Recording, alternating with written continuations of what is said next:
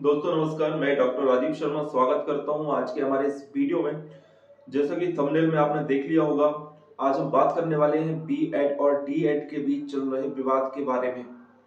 दोस्तों, जैसा कि हम सबको पता है कि मध्य प्रदेश सहित कई राज्यों में शिक्षक भर्ती परीक्षाएं चल रही हैं, शिक्षकों की नियुक्तियां चल रही हैं। उस स्थिति में सुप्रीम कोर्ट में और कई जगह के हाई कोर्ट में कई राज्यों में इस तरह का केस चल रहा है कि डी.एड धारियों को ही प्राथमिक शिक्षक भर्ती परीक्षा में के लिए पात्र माना जाए और अन्य जो बी.एड धारी हैं उनके लिए पात्र ना माना जाए। सीधा सीधा सा उनका मानना है कि बी.एड वाले सिर्फ मिडिल स्कूल और high school, higher secondary school के लिए पात्र माने जाएं, ताकि डी.एड वाले जो प्राथमिक शिक्षक बनने के लिए डी.एड की डिग्री किए हुए हैं उनको मौका मिल पाए और वो नौकरी प्राप्त कर पाए। क्योंकि ऐसा लगता है अभ्यर्थियों को कि बी.एड वाले अच्छे अंक लाकर उनका हक मार रहे हैं, जबकि उन्होंने डी.एड किया है तो वो प्राथमिक शिक्षक के लिए किया है। अगर बी.एड धारी प्राथमिक शिक्षक के लिए पात्र होगा तो फिर डी.एड करने की आवश्यकता क्यों है? तो दोस्तों, हम इस बात को समझ लेते हैं कि नियम क्या है, शासन क्या चाहती है और आप लोगों का जो मांग है वो कितनी जायज है, कितनी नाजायज है। तो हम देख सकते हैं दोस्तों कि जैसा कि आपको पता है कि प्राथमिक शिक्षक बनने के लिए योग्यता चाहिए केवल 12वीं पास, और 12वीं पास से आप सिर्फ डिप्लोमा ऑफ एलिमेंट्री एजुकेशन कर सकते हैं, जो कि राज्य शासन द्वारा या हमारे देश में पहली से 5वीं तक के लिए एलिजिबल है। उनको पात्र किया गया है कि आप पहली से 5वीं पढ़ाने के लिए पात्र हैं। तो डी.एड वाले पहली से 5वीं के लिए पढ़ाने के लिए पात्र हैं, ऐसा उन्होंने माना गया है। और उसी तरह से बी.एड वालों के लिए जो नियम आया था कि वो 12वीं कक्षा तक पढ़ा सकते हैं, कक्षा 8 से लेकर या कक्षा 6 से लेकर।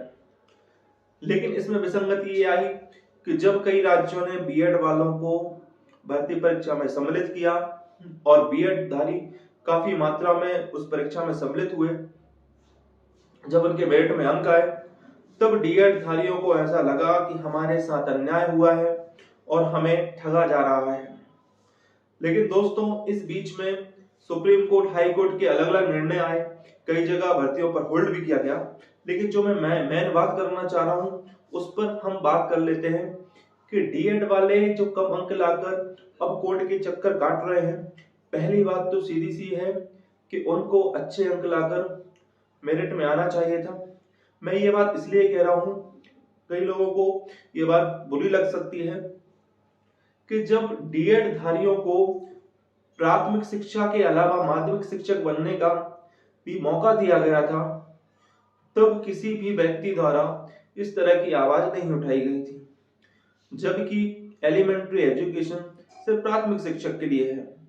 तो मिडिल स्कूल में जब उनको मौका दिया गया तो वो तर्क भी फिर गलत हो जाता है। इस तरह से लाखों अभ्यर्थी जो डी.एड करने के बाद वर्ग 2 में नियुक्त हो चुके हैं, भर्ती हो चुके हैं, उनको भी फिर केस का सामना करना पड़ेगा, अपनी नौकरी से हाथ धोना पड़ेगा। इस तरह से ये लड़ाई बहुत बड़ी हो जाएगी। मैं ये नहीं कह रहा हूं कि गलत क्या है, सही क्या है। देखिए, नियम शासन बनाती है, अभ्यर्थी नहीं बनाते हैं। शासन ने जो नियम बना दिया वो कहीं अलग से बन के नहीं आता, हमारे ही लोग हैं। शासन में जो लोग बैठे हुए हैं वो सब इंसान है, मनुष्य है। वो अपने विवेक से इस तरह के नियम बनाते हैं, और जब उन्होंने ब्रिज कोर्स जैसे नियम बनाए हैं तो जाहिर सी बात है कि वो मौका सबको देना चाहते हैं। 12वीं पास करके प्राथमिक शिक्षक बनने के लिए अगर आप मेरिट में आते हैं तो आपका भी स्वागत है, बी.एड करके आप आते हैं तब भी आपका स्वागत है। इस देश में बड़ी विसंगतियां हैं दोस्तों।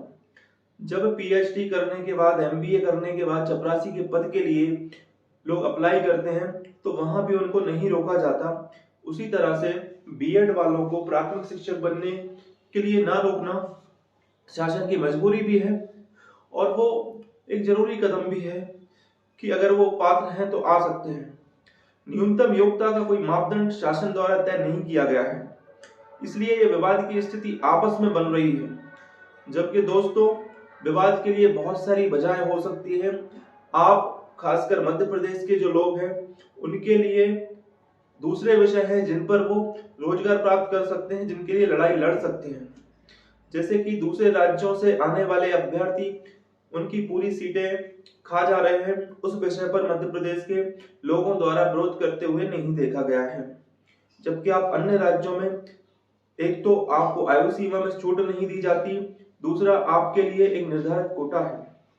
जबकि आपको इस इस बात का ध्यान रखना चाहिए कि आप कम से कम दूसरे राज्य के अभ्यर्थियों से अपनी सीटें बचाकर रोजगार प्राप्त कर सकते हैं, उस विषय पर आपको लड़ना चाहिए।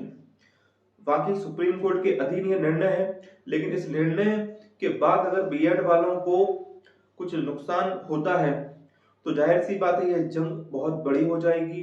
मिडिल स्कूल में जो नियुक्त हो गए हैं डीएड के दम पर, उनको भी फिर मुश्किल का सामना करना पड़ेगा। इसलिए आप सबको तालमेल के साथ इन चीजों को समझना होगा कि किस तरह से इस प्रदेश में विषमता की स्थिति ना बने, अराजकता की स्थिति पैदा ना हो। तो बने रहे हमारे साथ। जय हिंद, जय भारत।